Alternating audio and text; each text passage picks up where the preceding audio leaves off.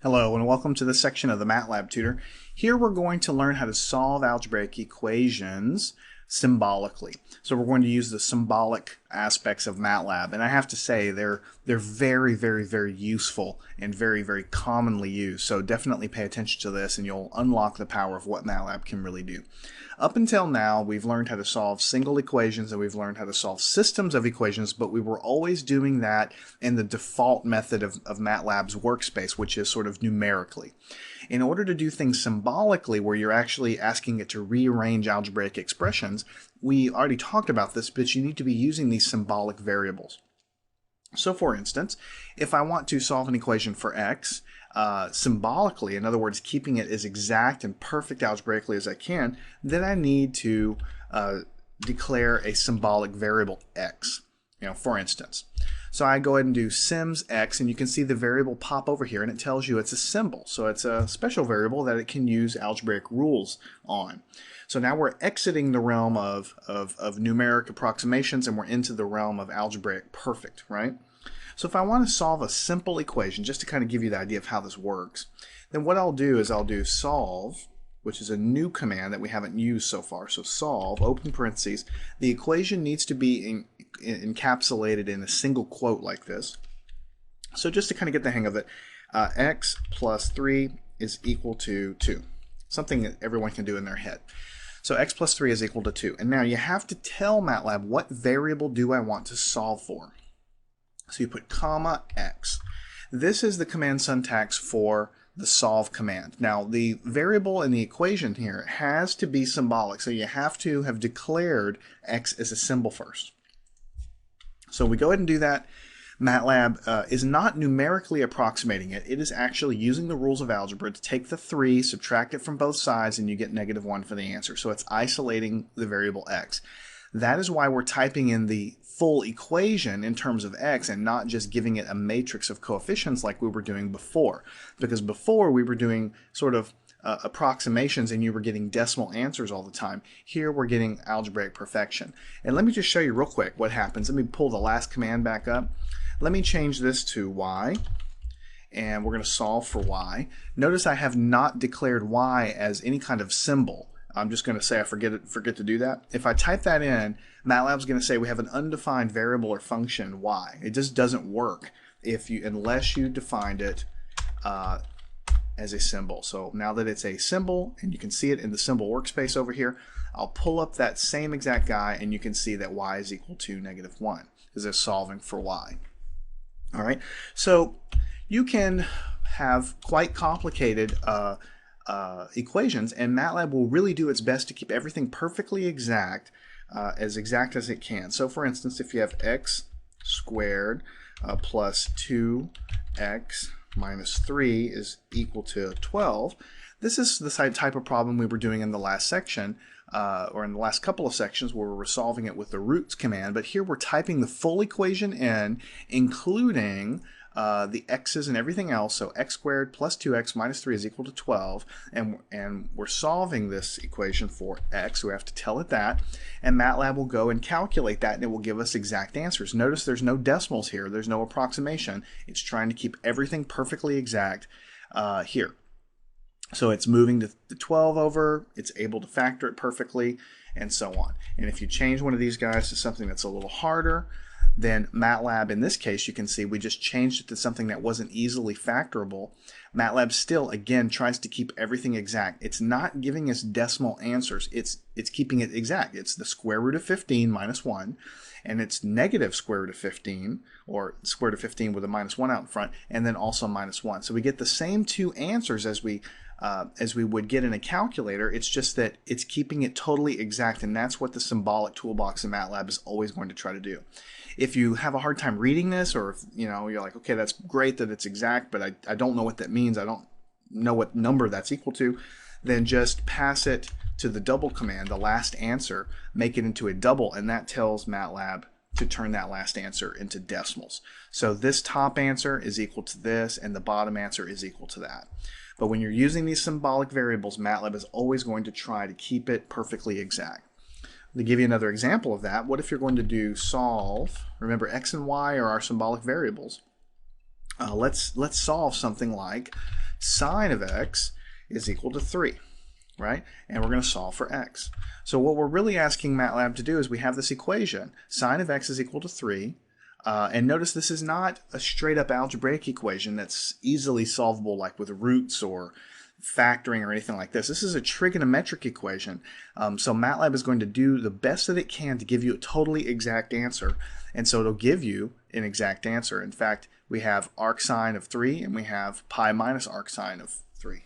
And if you notice in this case, what's really happened here is when it tried to solve this equation, the only thing it can do, since you're trying to solve for x, is it's trying to take the arcsine of 3, but there isn't really a way to give you an approximate answer other than to tell you that it's just the arcsine of 3 and it's pi minus that. So if you want to convert that to decimal, those answers, as always, you can just convert those last answers to decimals, and you can see the problem here. You get complex answers in here. And in fact, you can see why you get a complex answer, because the sine function, the function of the sine, of a sine wave, so to speak, can only go up to plus or minus 1. So here we gave it an equation where we're outside of that region, so the answers that you get are complex, right? So if you wanted to do that again and give it kind of a more reasonable thing, let's do something like 1/2, like this, okay? And the answers that we're going to get when you have sine of x is equal to 1/2, it'll go and calculate pi over 6, 5 pi over 6, and give you some real answers. And it'll give you in an exact form that, again, you can always convert to numbers if you need to. So pretty much, I mean, you can type any equation you want into MATLAB in the symbolic math toolbox, and it will do its best to solve it for you in an exact way. So for instance, so far we've had one variable like x or y in our equation, but you can actually have multiple variables. So right now we have x as a symbol variable and we have y as a symbol variable over here.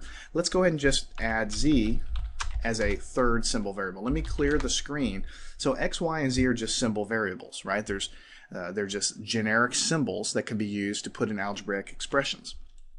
Now let's do something a little different. Let's say we have solve, and what I want to do is make another type of equation here. Let's do x plus 2y is equal to negative 3z.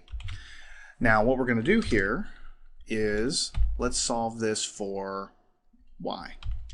All right.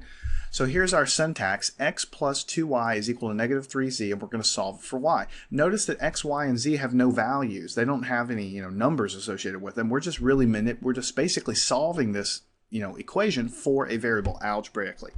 And you can see that when you do that, y is equal to this stuff right here. So it's doing the rules of algebra to manipulate the expression to return what you want. And if you don't like the way this looks, I mean, obviously this is not a number, but it's kind of hard to visualize with the fractions everywhere. You can always use the pretty command to make it a little more readable. So it's negative x over 2 minus 3z over 2, and that is just a straight simplification of what we have by the rules of algebra isolating y over here. And we can do the exact same guy isolating for x, take the exact same equation, isolate for x, and we'll get this. And of course we can take the exact same equation and isolate for z and get the same thing.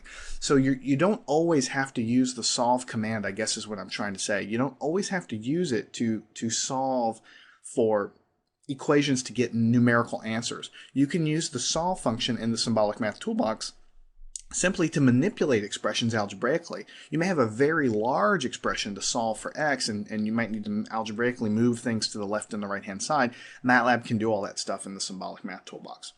So as one final example, let's say we're going to have solve of sine of x plus e to the power of z. That's what that is. And let's do plus 3 times y. Let's make it equal 3 times y. So this is an equation. It's kind of complicated because we have the x variable wrapped up in a sine, we have the z variable wrapped up in an exponential e to the power of z, and then we have y over here. Now if we solve it for y, it's pretty simple because y is already over here, so we just divide by 3, and MATLAB can take everything and basically divide by 3 and isolate for y. Now if we want to take this one step further, I have the equation in here again, instead of solving for y like we did before, we can solve for x. Now x is wrapped up inside of this sine function here. So whenever I solve for x, it's going to look a little more complicated. And you can see some arc signs pop up here. And that's because to solve for x, you have to move this exponential to the right-hand side and then take the inverse sign. That's what we have here. Now MATLAB's giving us two answers because, you know, there's usually multiple answers when you do an arc sign. Usually they're spaced apart by pi, and so that's what it's basically done here. But again, it's doing the algebraic work for you. And then finally, we can solve this for z, this exact same expression for z, in which case MATLAB is going to return a natural logarithm, basically, because you move the sign over to the other side, and then to get z by itself, you'll be taking the log of both sides. So in summary, that's really how you use the symbolic solver with the symbolic math toolbox. You can solve very simple equations, you can solve polynomials, you can solve more complicated equations and get exact answers and then convert them to decimals with the double command.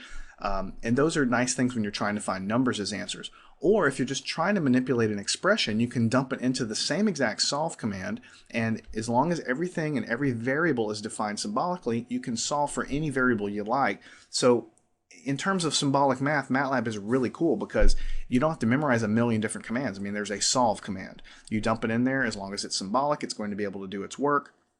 So in many cases, this would be the first place that you'd go if you're just trying to solve a generic equation. You don't want to really think too hard about how to put it in here. You just want to get it in there and get the answer. This is usually how I would tackle it because it's the easiest and closest to what you would probably do on your paper. So get in here, learn how to define your variables symbolically to get them in the symbolic workspace. Put them in single quotes and tell MATLAB what variable you're solving for, and it will do the heavy lifting for you.